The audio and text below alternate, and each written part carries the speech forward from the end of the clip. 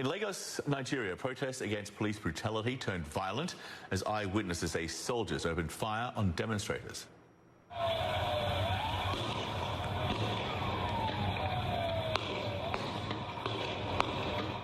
Witnesses tell CNN multiple people were shot and gunfire lasted for at least 15 to up to 30 minutes.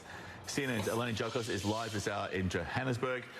So what is the very latest that we have now on the unrest there? Because there was this curfew which was put in place for Tuesday. It was an attempt to sort of be a circuit breaker, if you like, to bring the unrest at least to a temporary end.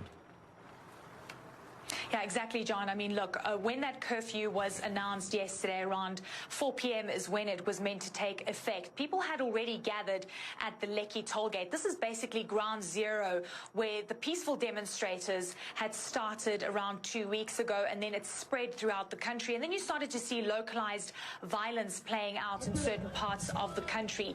The government has talked about private sector as well as government buildings being vandalized, and that's why they then decided on the curfew. But then what ensued yesterday at Lekki tollgate is really harrowing experiences that we've spoken to so many eyewitnesses that are talking about CCTV cameras physically being removed from the tollgates and then lights being turned off.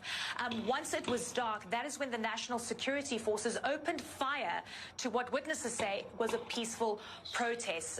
Demonstrators being shot at, and one witness was talking about bodies lying on the ground. We also were monitoring an Instagram live broadcast yesterday by one Nigerian celebrity, where you saw pleas by the demonstrators to stop the shooting, asking for medical assistance, but they were barricaded in and ambulances were not able to actually enter that space. Now, the overall End SARS campaign started a few weeks ago. It was a fight against police brutality, harassment and kidnapping. Now, the unit has been disbanded by the Nigerian government earlier in October, but demonstrators say that it's not enough, that more needs to be done and people need to be prosecuted.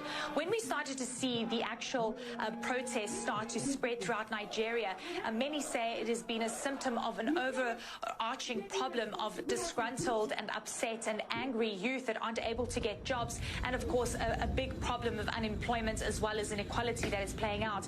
I've had so many phone calls from friends and executives, business people that I usually work with in Nigeria. They are angry, they feel disappointed, and many feel scared as well as traumatized.